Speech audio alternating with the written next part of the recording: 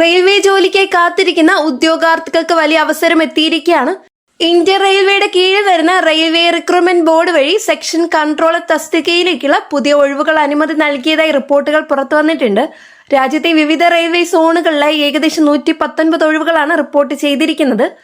പേ level 6 മികച്ച ശമ്പളമുള്ള സ്ഥിര കേന്ദ്ര സർക്കാർ ജോലിയാണിത്.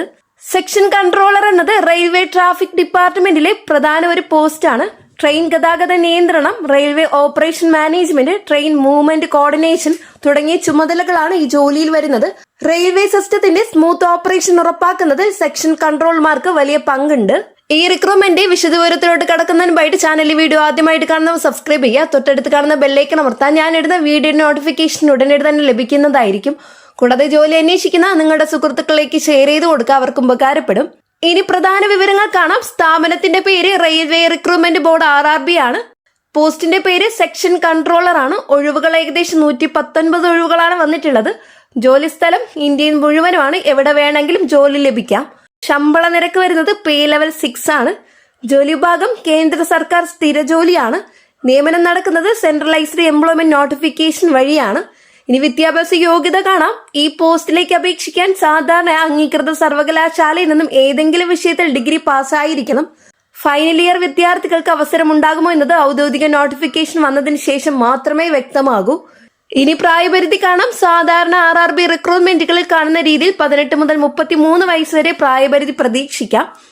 SC, ST, OBC ഉദ്യോഗാർത്ഥികൾക്ക് സർക്കാർ നിയമപ്രകാരം വയസ്സിളവ് ലഭിക്കും. തിരഞ്ഞെടുപ്പ് രീതി കാണാം. സെക്ഷൻ കൺട്രോൾ പോസ്റ്റിലേക്ക് തിരഞ്ഞെടുപ്പ് പല ഘട്ടങ്ങളിലായിരിക്കും നടക്കുക.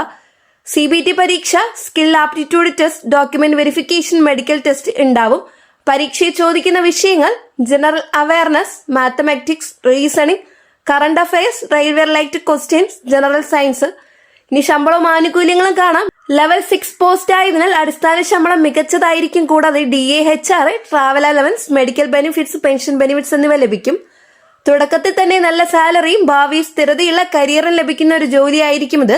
സോൺ അടിസ്ഥാനത്തിലുള്ള ഒഴിവുകളാണ് വന്നിട്ടുള്ളത്. Central railway, eastern railway, southern railway, northern railway, south eastern railway തുടങ്ങിയ വിവിധ റെയിൽവേ സോണുകളിലായി ഒഴിവുകൾ റിപ്പോർട്ട് ചെയ്തിട്ടുണ്ട്. ഔദ്യോഗിക നോട്ടിഫിക്കേഷൻ വന്ന ശേഷം കൃത്യമായ വാക്കൻസി ബ്രേക്കപ്പ് ലഭ്യമാകും.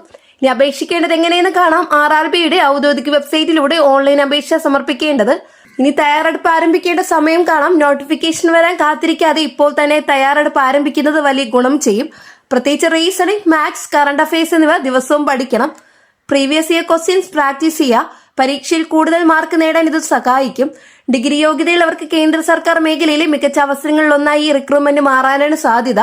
റെയിൽവേ ജോലി എന്ന സുരക്ഷയും നല്ല ശമ്പളവും ഭാവിയിലെ സ്ഥിരതയും ആഗ്രഹിക്കുന്നവർ ഈ അവസരം നഷ്ടപ്പെടുത്തരുത്. ഔദ്യോഗിക നോട്ടിഫിക്കേഷൻ പുറത്തിറങ്ങിയ ഉടൻ അപേക്ഷ സമർപ്പിക്കാൻ തയ്യാറായിരിക്കാം. വളരെ പ്രധാനപ്പെട്ട ഒരു ഇൻഫർമേഷൻ ആണ് ഇന്നത്തെ വീഡിയോയിലൂടെ ഷെയർ ചെയ്തിട്ടുള്ളത്. ഈ ഒരു വീഡിയോ നിങ്ങൾക്ക് യൂസ്ഫുൾ ആയെന്ന് വിശ്വസിക്കുന്നു.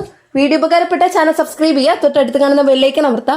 ജോലി അന്വേഷിക്കുന്ന സുഹൃത്തുക്കളിലേക്ക് ഇൻഫർമേഷൻ ഷെയർ ചെയ്ത് കൊടുക്കുക. നെക്സ്റ്റ് ഒരു ജോബ് അപ്ഡേറ്റ്സുമായിട്ട് വീണ്ടും കാണാം. എല്ലാവർക്കും നന്ദി, നമസ്കാരം.